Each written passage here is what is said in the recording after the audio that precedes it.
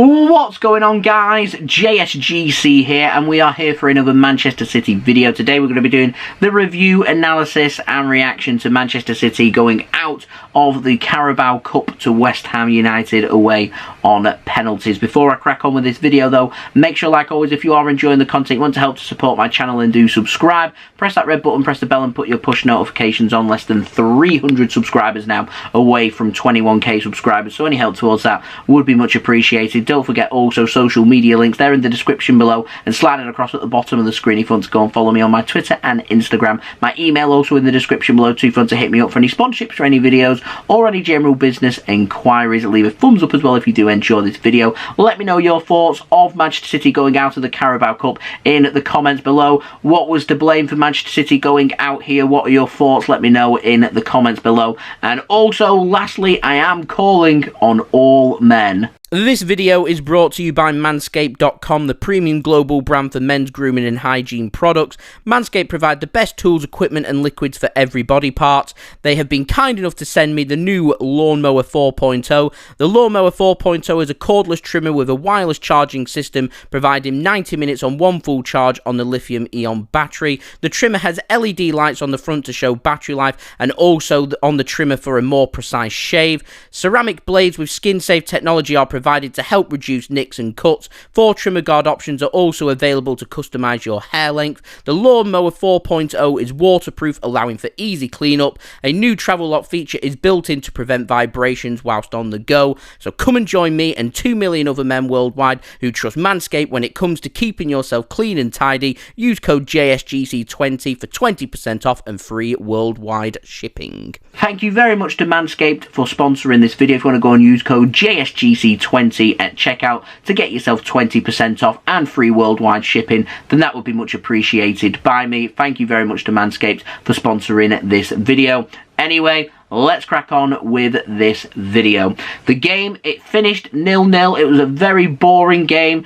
We'll break that down in just one moment. I want to speak first and foremost about all of the drama and the penalties from Manchester City.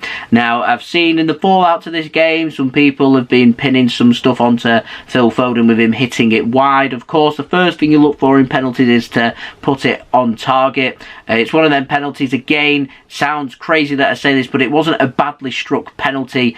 It just wasn't on target. If that's on target, it goes into the bottom corner, everyone goes, that's fantastic. But there's very fine margins when it comes to penalties, and it was wide, and in the end ended up costing Manchester City with the only miss of the penalty shootout. Phil Foden's very strong mentally. I'm sure he'll get over it very quickly. And if you used to tell me that we're going to have a penalty shootout, Foden's going to miss and we're going to go out and I have to pick a competition where that's going to happen, then this game in this competition is where I would pick that to happen. No disrespect to the Carabao Cup at all. Us as City fans love the Carabao Cup. We're the 4 times consecutive champions of the Carabao Cup. We were undefeated and never exited out of the competition in 21 attempts. We love the Carabao Cup. So there's some pain there. We feel like it is the Manchester City Cup, but we've won it 4 times in a row. We've been there, done that, worn the t-shirt times 4. It's remarkable. It's incredible. One day it's going to come to an end. It's come to an end, so congratulations to West Ham. They go through to the quarterfinals. I am wishing them the very best of luck for the rest of the competition. Now, let's break down what went wrong for Manchester City, and in my opinion, why Manchester City went out. We had 64% possession in this game. We dictated the play. We managed 25 shots in 90 minutes, but only 7 on target.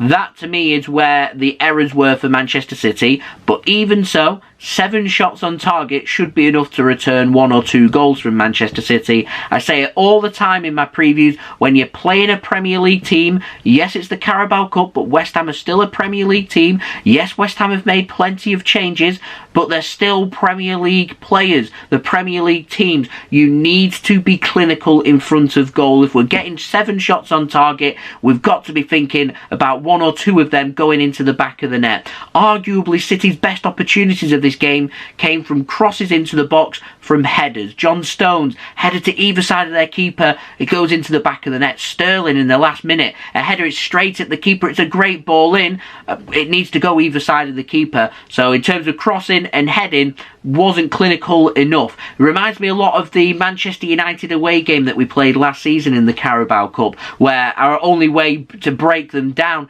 was through set play, and we was clinical on that night, and we had the drive and the desire to go and knock out United. I don't know whether that was because it was a Manchester derby, whether they were right up for it, or was the fact that they could knock United out, or they was going to get to a final if they won that game. But whatever it was there, the drive and desire. I didn't see any of that in this game against West Ham. It felt like, and I said this a lot during my watch along, it felt like a friendly. It felt like, probably from both sides here I'd accuse them, it felt like neither side really wanted it or really cared, and I can't imagine if this result had gone the other way and City had knocked West Ham out on penalties, that West Ham fans would have been that bothered, truthfully, and it's the same coming from Manchester City as well. And it's a real shame, because this match lacked that killer instinct, someone to really grab the game by the scruff of the neck and really dictate and take control of this game. All the players just seemed happy just to coast on by, let things be natural and try and make things happen. And with the amount of changes that City had, there was just no flair. It was very obvious from the first half that there was no flair from Manchester City. It never came out in the second half either. And it all just looked a bit disjointed. It all just looked a little bit messy from Manchester City. And it's disappointing because, like I said, 25 shots in the total in the game, 64% possession. The stats suggest that City didn't have a bad game. We weren't clinical, but with how we played over the 90 minutes, there was just no desire to go out there and win this game, and it was disappointing for Manchester City. I'd like to have seen a couple of the players, really the experienced players. I was saying before the game, players like De Bruyne, like Raheem Sterling, like Riyad Mahrez. These are City's attacking players that can make things happen. These are attacking players that know how to score the goals and know what to do. They've done it. They do it week in, week out. These are paid professionals at the top of their game, all in their prime. Yet all of the players just had a bit of a quiet game. It just weren't really clicking. It just didn't feel that right for Manchester City, and ultimately we've been stung by West Ham, who defended well, defended deep, covered the gaps. They always had a player there. The amount of crosses City attempted, West Ham were dealing with everything, and the one or two lucky breaks that City were getting just weren't happening. Ilkay Gundogan hitting a shot wide, deflecting through to Gundogan, not managing to control it, and it was all a bit of a struggle for Manchester City. Now, I'm not going to sit here and say there's individual blame. I know I've mentioned De Bruyne, I know I've mentioned Mahrez, Sterling. I'll probably chuck out Ilkay Gundogan in there as well, the senior experienced Manchester City players, but I'm not going to sit here and blame them for the reason as to why it didn't click and it didn't work for City. That's always going to happen with the amount of changes that we had. It's a very big pitch there at the London Stadium against West Ham, against a quality team who know how to defend. They've now kept 4 clean sheets out of 4 games. They know what they're doing. They're drilled well. David Moyes has got them playing exactly how he wants them to play, and it's up to Manchester City to do something about it, and it just weren't clicking there. And you can't always, every game, have everything clicking all at once. It didn't click. It didn't click against Southampton back in September in the Premier League. It didn't click properly here in this game either. Obviously, you're wanting these moments where things aren't going right to happen as little as possible. But at the end of the day, City have got a fantastic squad, playing some fantastic football under a fantastic manager. The team is far from a complete team that I think is capable of doing everything that the team is capable of.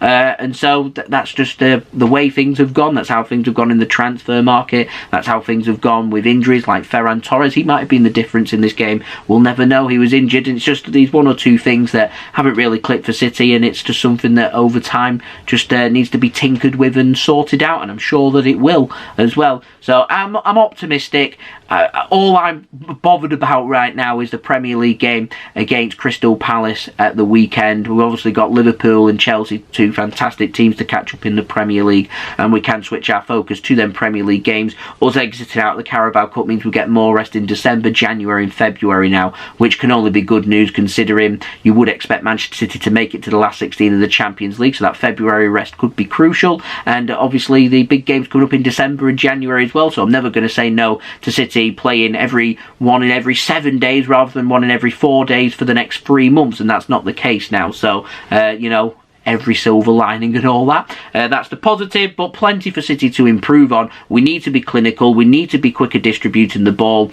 and we just, when things aren't going right, stop this, work it out wide and cross the ball in. We've not got physical players, we've not got tall players that can do that. Work your way around, have some long shot efforts. I mean, Zinchenko's effort from, 25-30 yards out was a brilliant effort, and that might just have been the way forward for City in this game, but it just wasn't to be, okay? It's one of them days, it happened, we move on. There we go. Like I said, we're 4 times Carabao Cup consecutive champions. We're the joint most successful League Cup team in history. I'm just hoping Liverpool don't go on to win the trophy. Not because I hate Liverpool, but more a reason of I don't want Liverpool to become the most successful League Cup team in history. They would go, is it on to 8 or 9 and City are on 7 or 8? I can't remember which. But Liverpool have become the most successful, so I'm hoping that they might go out just for that reason. And it'd be nice to have someone different win the Carabao Cup as well, so that remains to be seen. And like I said, West Ham have knocked City out on penalties, so the very best of luck there to West Ham. Steffen a bit unlucky getting his hand on a couple of them, but there we go, it happened.